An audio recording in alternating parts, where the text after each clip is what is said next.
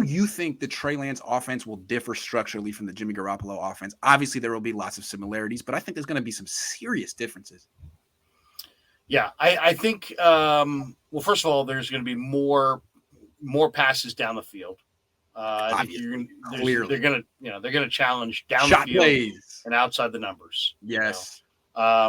I think there's going to be some, a lot of, RPO with Trey going one way and somebody with speed going the other way and forcing teams to make a decision at the point. They're going to put more pressure at the mesh point on those plays, and they're going to intentionally run Trey one way and maybe a Danny Gray or somebody with some speed the other way.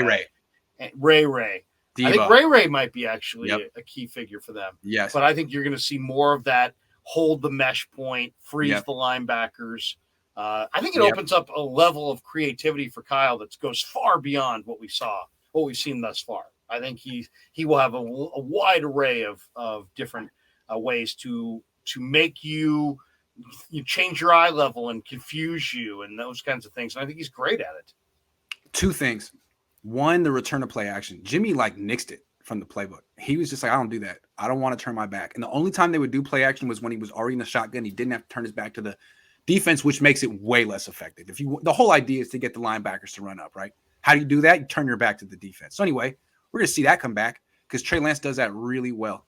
And so with play action, great point. Yeah. Seriously, you're talking about two ends of the spectrum, Grant.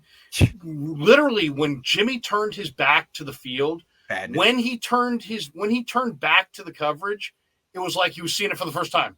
He had no idea. Had to re-identify where everybody was. Yeah.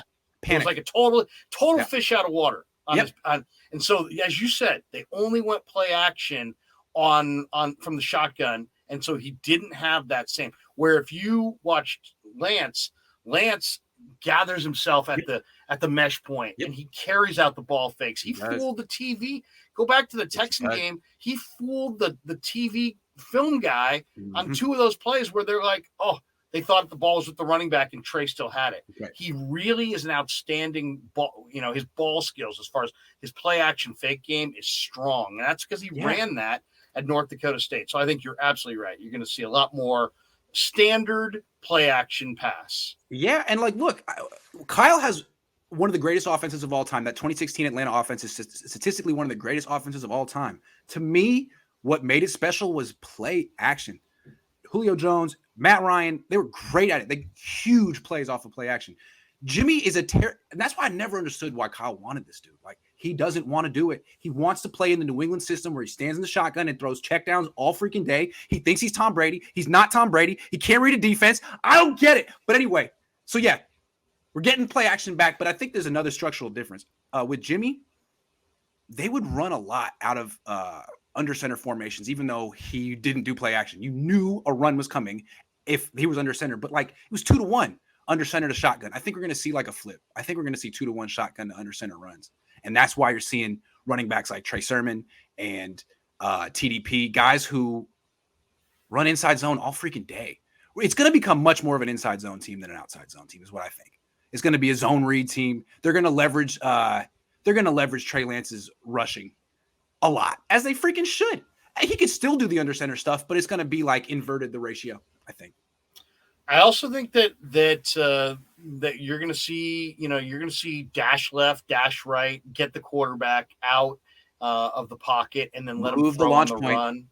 Yeah, they're gonna move him around. They're not gonna let him just sit back there.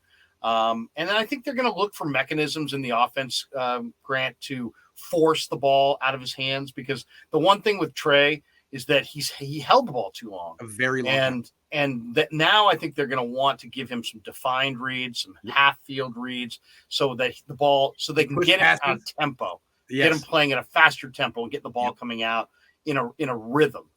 The one thing we didn't see with Trey that we will see as he plays more is he never really gotten any kind of rhythm. No, he didn't. And rhythm is. I want to say he did in the second half of the Houston game a little bit, but it was for a half. Right. Yes. But they needed to find a rhythm for him, but he wasn't in a rhythm last year at any point. The best way for them to get him a rhythm is to keep Jimmy Garoppolo around and have him duke it out on the practice field. I think that would be great for Trey Lance's rhythm. I hope you're right. I'm so cynical. I just really always think very low of the 49ers. Like, they'll convince themselves that anything is smart. What did you had Jimmy going to the Titans? You were trying to convince the Titans earlier this week. Come on, Titans. I love that video, man. For some reason, teams just aren't sold on Jimmy Garoppolo. Steven says, how about 4-120 for Debo? That's a lot. It would be 5-125 or 4-100. I don't think they're going to do that. That's way more. Yeah, I mean, that's no. I mean, that's not happening. That's a ridiculous amount of money right there. Maybe that's Debo. He just in a burner. Yeah, seriously. Anyway, well, Debo, I'm a little disappointed in you, man. You haven't liked a tweet in a couple of days. You haven't unfollowed anyone. We need something to talk about, man. Come on. I know. Seriously. Give us something. Give us something. Throw us a bone, man. All of a sudden now you're like mending fences. Like, I hate that. Give me drama. You're not a mending fences guy. No. You burn the bridge. Stand by it. Come on. Now, do you go by Iggy or what's the Iggy jacket? Yeah, I mean, Iggy? Everyone who ever met me until college calls me Iggy and knows me by Iggy. Okay. But I know what I was going to ask you. Yeah. What do you think of one of my favorite guys that we haven't talked about? What do you think of Quantrez? You're a Bruin. Quantrez, you watch the Bruins? I stopped watching the Bruins once Chip Kelly took over. I don't like him. It's personal. I don't like that guy. And I can't root for him to succeed. I'm Chip or Quantrez? I don't like him. So nothing against Quantrez. I'd like to interview Quantrez. Can you tell me about him? I saw the Niners beat Stanford. Was he in that game? Did he play well? Probably. Quantrez is the alpha on that team. Okay. So I really like him.